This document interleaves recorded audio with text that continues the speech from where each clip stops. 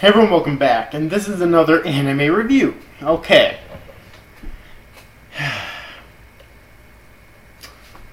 Another anime from the spring that just ended, and now I'm going to review it.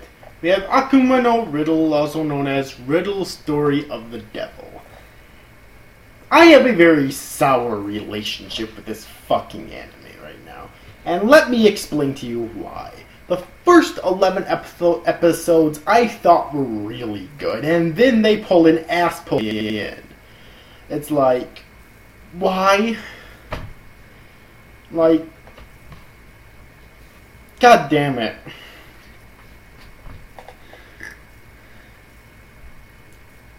There's a total of 12 episodes in the end, which this is kind of weird because I honestly thought there was going to be 13 at first. Like, they kept saying 12, 13, 12, 13. It's like, come on, make up your fucking mind already. But it's done by Studio Diomeda. Directed by Keizo Kusakawa, written by Kyoko Yoshimura, and the music by Yoshiaki Fujisawa. And it originally ran from April 3rd, 2014 to June 19th, 2014 with a total of 12 episodes in the end. Okay, so what is this about before I really get into it here? Riddle Story of the Devil is basically about a girl named Haru Ichinose who's going to this all-girls boarding school at the beginning of the series, and she's a member of what's known as the Black Class. And the reason it's called the Black Class is because there are... Jeez, how many? 1, 2, 3, 4, 5, 6, 7, 8, 9, 10, 11, 12...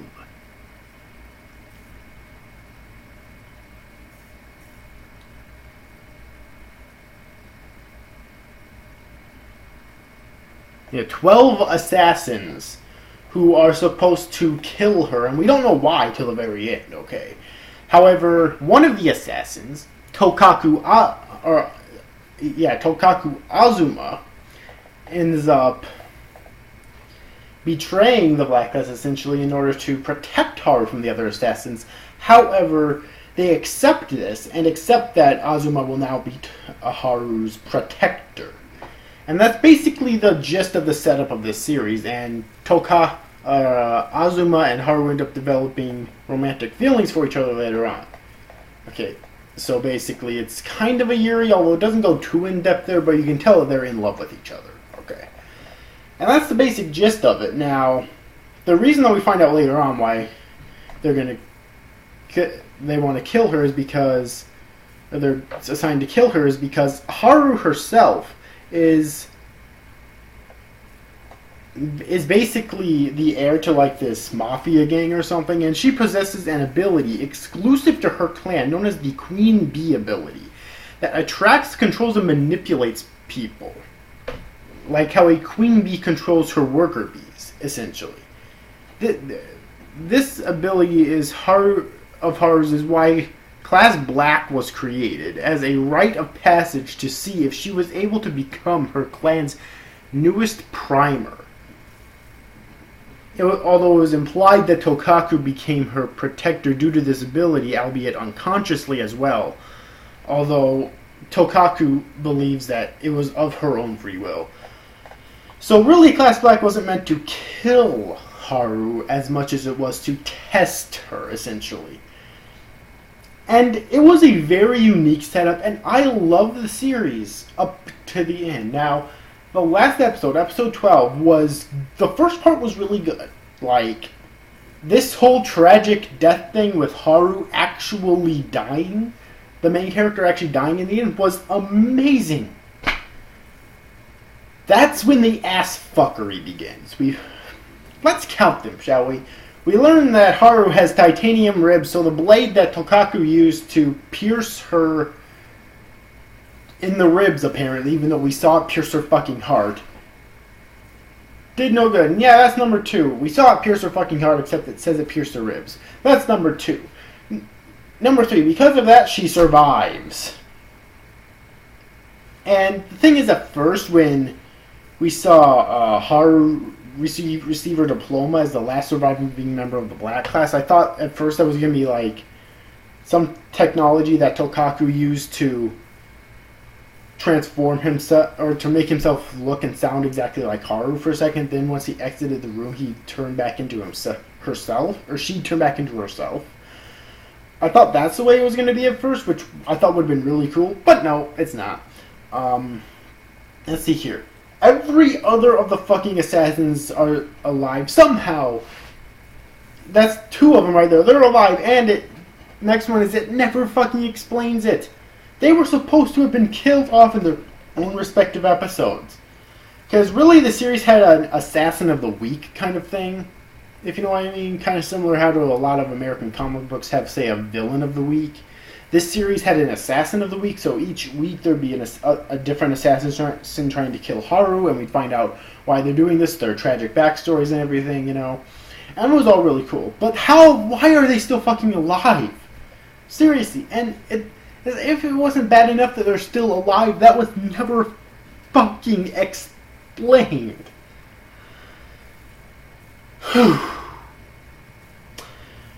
Okay. Really, this ending was just an excuse for the creators to try. It shows how desperate the creators were to shoehorn in a happy ending, and it was a garbage ending. It really was. Like I said, the first part of the last episode was really good, but the second part was total shit. And normally I'd say that the first part was still good, but the first part of the episode is still total shit because the last part of the episode renders the first part of the episode completely fucking worthless. Okay. So,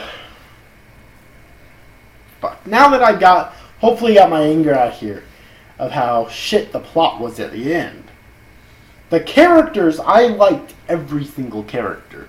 Now, there were a few things I didn't quite understand, like the, oh god, what's his name? The, homeroom teacher, I forget what his name was. Class Black's homeroom teacher, Ataru Mizorogi, so Ataru. Ataru, and a lot of people were predicting that maybe Ataru knew more about the Black class than he was letting on, even though they said early on that he was completely innocent in all this. Like, apparently he was actually completely innocent in all this, had no clue about the truth of the Black class, but I find it funny that he didn't think it was weird at all that his students kept on fucking dying out of nowhere. So I guess that's kind of a complaint as well.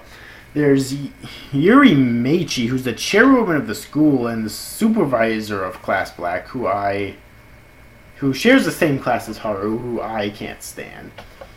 And then there was, oh yeah, have got to mention this guy. There's this really weird, really strange. Okay, Kaiba, a mysterious man who is Tokaku's teacher. I honestly don't know what to make of him, really. Like,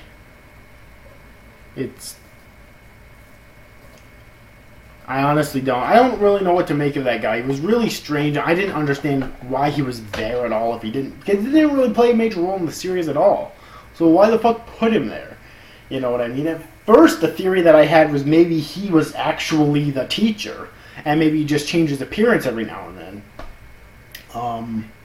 You know, that would have been a really cool plot twist, but no. Anyways, though. But all the other characters I liked. Haru I liked, Tokaku I liked, and all the other assassins, just, you know, I really liked because, you know, their backstories were either really cool or I just loved their personalities because they were hilarious at times. Okay? Especially the yandere. I forget what her name was, but she was my favorite assassin. Okay?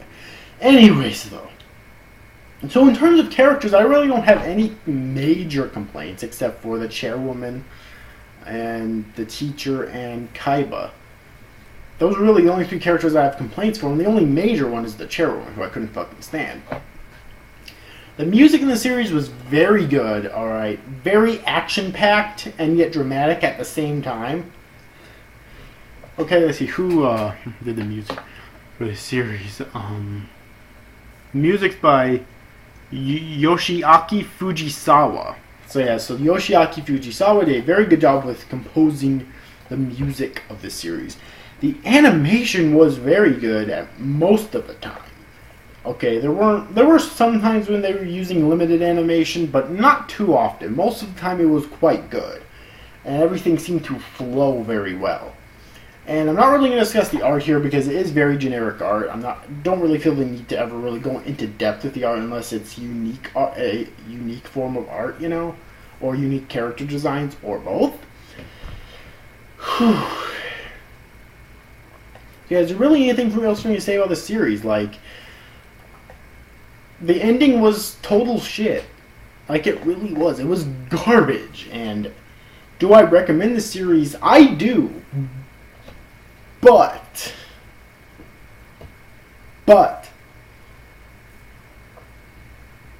I have to warn you about that fucking ending. It's shit. And I really think you should know that going into this, if you do plan on watching it. If there's a season 2 to come out, will I watch it? Maybe. I mean, I don't really see the need for one. It was pretty conclusive. Okay, but anyways, so I think I'm going to pretty much wrap up this review, though. I liked Akuma no Riddle, but that ending was total garbage. Like, they really couldn't have pulled a bigger ass pull for this fucking series. Okay. Anyways, overall, I hope you enjoyed this review, guys. See you after, guys. Thanks for watching. Bye-bye.